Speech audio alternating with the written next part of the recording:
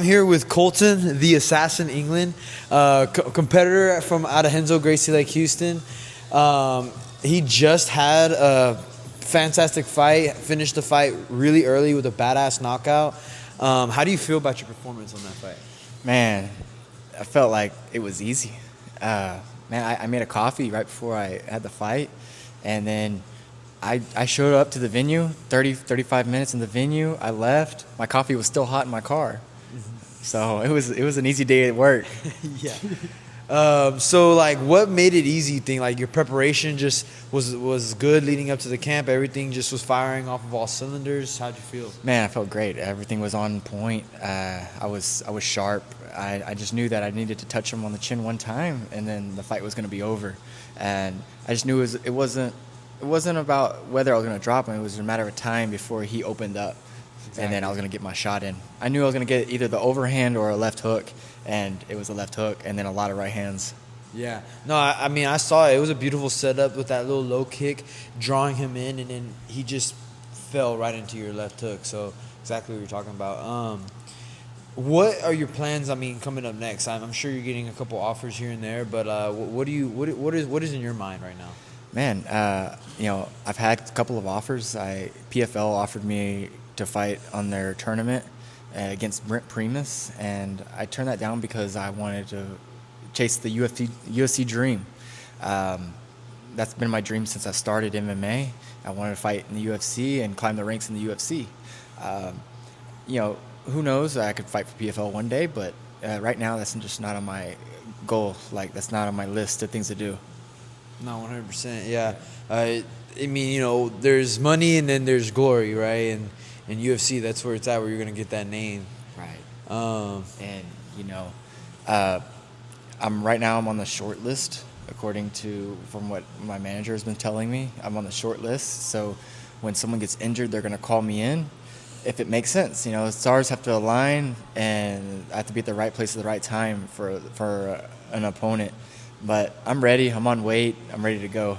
So I'm excited. Yeah, I feel like as long as you stay on weight, I'm sure the opportunity will come for you. Just align yourself, and it'll. I mean, I'm a believer in this, right? As you align yourself, then things will come, that are aligned with you, right? But anyways, so what started your journey in martial arts? Like, what got you in the door? Like, what kept you in here? Like, what started this whole thing? Man, I was a big football player. I was an outside linebacker and running back. I liked to crack people, hit people in the head on head. I enjoyed the hitting. So I actually had broke my arm when I was a junior in high school. Broke both bones, arm flopped over, and then I needed something to stay in shape. So I started kickboxing. Whenever I started kickboxing, I was kickboxing with the Power Ranger and kind of fell in love with it. I was pretty good at it, and he said, hey, let's get a fight. It'd be a good idea. Let's see what you got. And I was like, I don't know, man. I never really fought too many times. So I was like, okay, let's do it. So I went and I had a smoker fight at a biker rally outside. You got chicks showing their tits, dudes with tits. It's just wild. Some crazy stuff's going on there. And I beat the guy up really fast, and I was like, man, I might be good at this. So then I very soon I booked my amateur debut at the House of Blues, and I had a first round knockout, and I had my whole high school there. So after that, man, the amount of attention that I got from knocking out a 30-year-old man at 17 years old, I never wanted to play football again. It wasn't even worth it. It was just a whole different feeling, a different high. Oh, man. It is a high that you can't explain. And you can try to explain it as many people as you want, or as many ways as you can, but you can't. You have to do it. You have to go out there, you have to feel the adrenaline, you have to be scared, and then you have to do it, even though you're scared, and then that's where the high comes from. It's like doing something even though like everything in you is telling you not to do it, and you still kind of went against that instinct and took that chance. Correct. Yeah. No, I definitely understand. It's rough. It's rough. Only fighters are going to understand that feeling. Yeah. Yep. But it's all worth it at the end. Whenever you get your hand raised, when you knock them out, you get everybody screaming your name, man, it's all worth it. Oh yeah, that's awesome. So then, would you recommend this? I mean, I'm sure I know the answer, right? But would you recommend this to others in the sport, like or that haven't tried the sport that are thinking about it, for kids starting off as at a young age? Would you recommend this? Man, you have to love it. You have to have a love for it. If you want to do it just to be cool, it's not the thing to do. There's a lot of other things you can do that can give you a bunch of attention, but if you're just trying to do it for attention, don't do it. It hurts. It hurts a lot. Fighting, yes. Yes, I've been through my ups and downs of lots of injuries, but you have to love it and really want to stay in it in order to grow in this sport. But if you love it 100%, you have to dive into all arts. Wrestling, jiu-jitsu, kickboxing, boxing, everything. You got to know it all before you get in there, because now these new up and comers are savages. Everybody's good at everything, and it's a new breed, and you're gonna get a piece if you're not good at one art or the other. Yeah.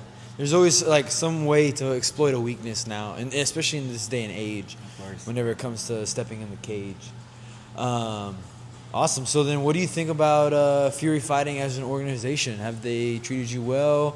Any complaints? You feel good about it? Yeah, I love Fury. Love fighting for Fury. I'm 10-0 in Fury.